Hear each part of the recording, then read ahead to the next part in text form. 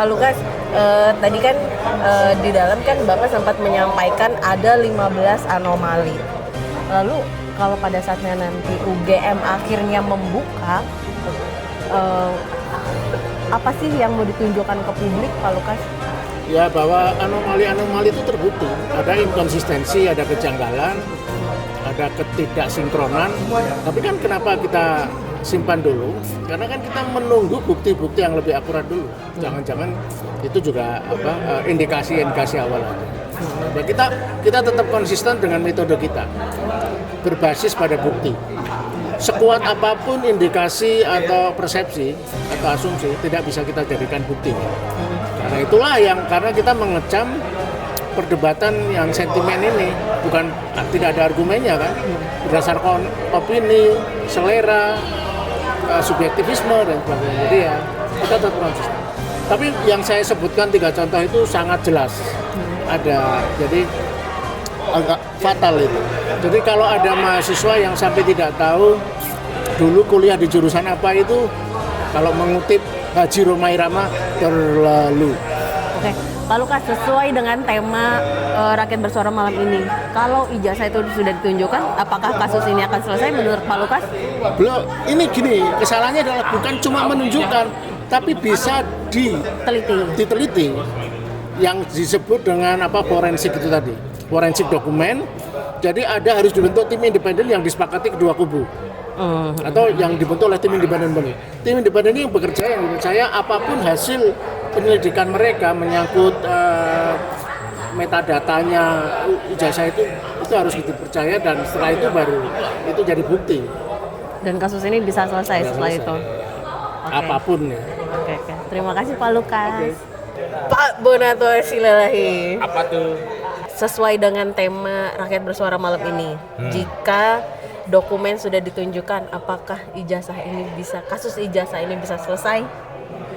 Ya enggak lah, saya enggak. Mungkin kasus kalau Mas Roy mungkin selesai.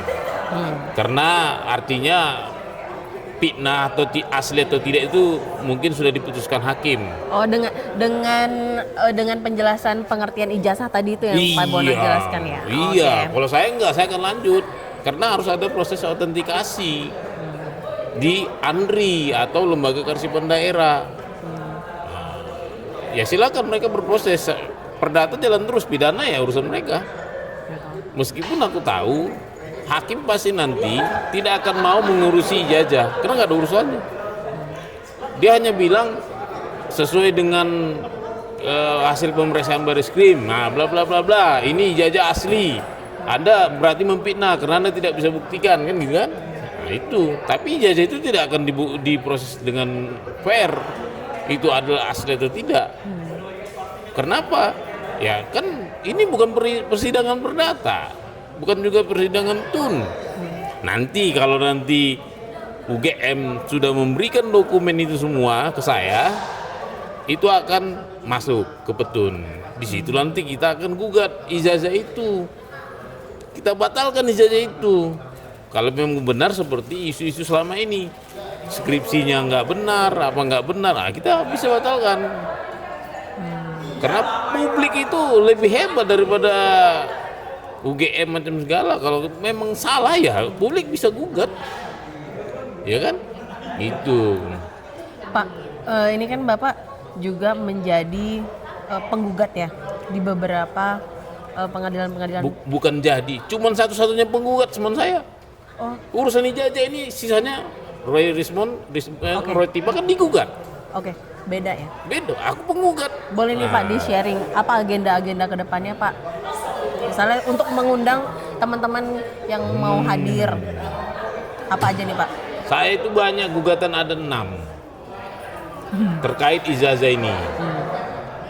Yang petun itu sudah kita masukkan lagi, itu petun pembatalan penggunaan ijazah itu.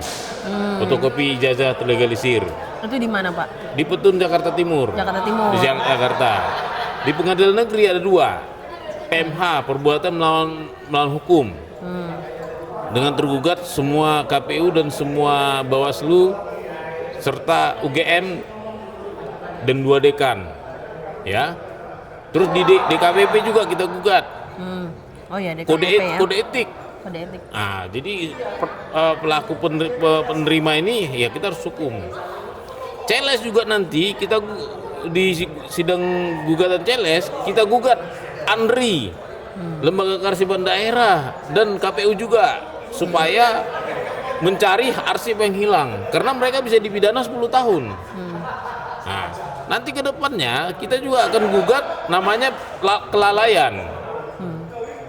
Kita digugat nanti KPU untuk perbuatan kelalaian, ya, tindakan lalai yang merugikan orang lain. Gitu. Itu ada sanksinya apa, Pak?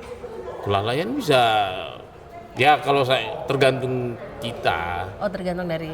Kalau saya sih nggak nuntut aneh-aneh lah, minta maaf aja lah. Oh ya, oke. Bagi kita kan ya udahlah, orang timur nggak pernah hukum gituan, ya kan? Cukup ngaku bersalah, minta maaf, perbaiki. Yang penting ini semua menjadi clear aja gitu Iya, ya, Pak ya, dan tujuan Pak Bona ya. Correctiveness ke depannya ya ini harus dirubah. Jangan kebijakan ini jalan terus dan bolong. Gitu. Dan supaya tidak terjadi hal seperti ini lagi ya, Pak. Iya, jangan lagi ada generasi ke depannya ribut-ribut dijajah bertahun-tahun. Oke. Gitu. Satu lagi terakhir, MK. Ya boleh. Mahkamah Konstitusi, kita nanti ke situ juga memperbaiki undang-undang pemilu. Oh. Nah ya, gitu. Pokoknya kita gerakannya Perdata sama TUN. Oke. Nanti langkah update di infoin ya, Pak. Kan sudah habis Biar kita Perdata. liput. Ah, iyalah. Enggak buat kedepannya. Oh pasti. Siap, makasih Pak Bona. Oke, langkah update jangan lupa like, subscribe. Makasih. Pak Bona juga punya TikTok. Jangan lupa di Enggak lah. Di Nggak follow. ngerti aku malah pusing. Itu karena ini aja itu apa disuruh-suruh ikut-ikut ya udahlah. Oke. Siap. Makasih Makasih Pak ya. Bona. Pak Roy, Ya. ini banyak pertanyaan nih dari netizen. Heeh. Dokter Tifa sudah hijrah. Apakah Pak Roy akan hijrah? Makanya tadi di Rakyat Bersuara, di tengah-tengah main wayang, saya tegaskan komitmen saya tadi di memainkan wayang Kanjeng tadi ya, bahwa kita akan tetap mengejar ijazah, bahkan mungkin kita akan pakai kalimat kita akan lawan gitu, akan lawan ijazah. Jadi terus ya, jangan khawatir, insya Allah kita akan terus istiqomah, tetap terus bergerak untuk membongkar ini. Apalagi saya berterima kasih sekarang teman-teman yang tadinya melakukan penelitian senyap sekarang sudah mulai speak up. Terima kasih kepada Bon Jovi ya, Bu Leonie Lydia, Pak Lukas Suwarso dan juga kemudian Pak Herman, tambah juga kepada Pak Bonatua yang terus bergerak, dan saya yakin nanti akan ada banyak lagi peneliti-peneliti independen yang lain yang juga akan membongkar ini. Seperti Jadi Bu kita Mercy terus Siomi ya, ya. Bu Mercy Siomi juga muncul meskipun itu soal Gibran ya. Oh iya beda, maaf, Beda, maaf. tapi nggak apa-apa. Iya. Karena yang soal Gibran kan ada juga Pak Subhan Palal. Oh iya, kan? Pak Subhan Palal. Kemudian ada juga tokoh juga Prof Denny Indrayana. Iya. Menawarkan 100 juta kan gitu. Jadi bagus lah. Sayembara. Itu sayembara, dan 100 juta itu ini baru bisik-bisik. Kemarin ketika saya melakukan podcast di sebelah ya di Obor Rebon Obor Raya itu. Nah, itu teman dari sana, kita tambahin nanti Mas Denny. Ya, jadi akan lebih banyak lagi nanti yang membongkar soal kayak gini. Jadi Oke. doakan saja, dan teman-teman juga terima kasih sekali lagi atas supportnya. Teman-teman dari media YouTuber dan juga dari podcast yang lain, terima kasih ya. Oke, Pokoknya terima kita terus bersama dan terus kita berikan penguatan juga. Kebetulan kita ngobrol ini besok pagi Dr. Tifa akan memasuki pra peradilannya yang pertama. Jadi kita akan lihat bagaimana permohonan yang dilakukan oleh Dr. Tifa, dan moga-moga ya kemudahan atau katakanlah peluang yang bisa dimanfaatkan di KUHAP baru ini bisa dimanfaatkan sebaik-baiknya. Saya kira itu dulu. Oke, ya. terima kasih, Oke, Pak Roy. Makasih Mbak Ana, makasih juga semua. Michael Sinaga, seorang podcaster. Berarti nanti wawancara Refli Harun juga dong. Oh iya, makanya Oke. kameramennya Mas Roy. Ganti-gantian. Ya udah lama-lama ya Pak ya.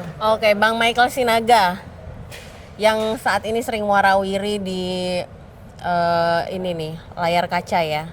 Ya. Bang Mike, gimana nih kita habis nonton Rakyat Bersuara yang berjudul Ijazah Jokowi harus dibuka. Apakah kasus akan selesai jika ijazah ini sudah dibuka? Nah, Menurut kalau Bang Michael gimana? menurut pengamatan saya pribadi, di sini kan udah banyak sekali pengadilan-pengadilan yang dihindari oleh Joko Widodo alias Jokowi. Ya bukan Joko Widodo lah, Jokowi, ya. Karena selama ini mereka selalu menghindari hadir di ijazah dan selalu menghindari membawa ijazah yang asli gitu kan. Sudah ada Bambang Tri, sudah ada Gus Nur dan lain-lain. Nah, sekarang sudah ada beberapa pengadilan lagi nih. Contoh DKPP kemarin. DKPP itu saya acungkan jempol karena semua komisioner KPU termasuk ketua KPU yang sekarang menjabat hadir di situ. Berarti mereka menganggap ini sesuatu yang serius untuk bangsa dan negara dan memang ijazah ini patut dipertanyakan. Patut dipertanyakan, patut dipersoalkan gitu loh. Kenapa sudah membuat gaduh selama setahun lebih? Bahkan katanya kalau dari Bambang Tri 2015. 2015. Berarti sudah 10 tahun lebih, 11 tahun lebih. Ya kan? Apakah DKPP, Dewan Kehormatan Penyelenggara Pemilu juga merasa ini harus diselesaikan? Ternyata iya. Nah, sekarang kita menunggu Pengadilan Negeri Jakarta Pusat besok di Pak Bonatua dan Pak Subhan Palal. Apakah mereka juga sama, berpikir yang sama bahwa ini juga harus segera diselesaikan? Karena memang saya tekankan sekali lagi nih, seperti saya katakan di beberapa tempat lainnya, bahwa persoalan ijazah ini bukan kasus Roy Suryo. Nah, kecuali abang ini nih yang ini. Nah, persoalan ijazah ini bukan kasus Roy Suryo, tapi pembuktian ijazah itu adanya di sidang perdata sebenarnya. Jadi di sidang perdata itu enak, nanti kita bisa tanya, ayo kita kita buktikan dulu pakai laboratorium forensik dan lain-lain gitu kan. Seperti sidang masalah tanah misalnya. Kita analogikan masalah tanah. Sertifikat asli palsu itu apakah di sidang penyerobotan tanah? Tidak. Sidang penyerobotan tanah itu membuktikan si seseorang itu menyerobot tanah apa tidak. Misalkan ada orang tinggal di sebuah lokasi tanpa izin gitu kan. Nah, tapi sertifikat palsu atau asli itu ada di perdata. Oke. Jadi harusnya menurut saya carilah pakar-pakar keaslian dokumen, keaslian tanda tangan, keaslian cap, keaslian meterai dan lain-lain. Dan itu semuanya ada. Tinggal dihadirkan di sebuah sidang perdata. Tinggal hakimnya mau masuk ke pembuktian, akan selesai ini. Nah, mungkin Pak Prabowo yang bisa agak-agak colek-colek dikit ke entah itu Mahkamah Agung, entah itu Menko Polhukam atau siapapun yang menunjukkan bahwa Pak Prabowo ingin persoalan ijazah ini selesai. Oke. Gitu Mas Michael? Iya. Oke, terima kasih Mas Michael. Udah cukup? Oh, oke.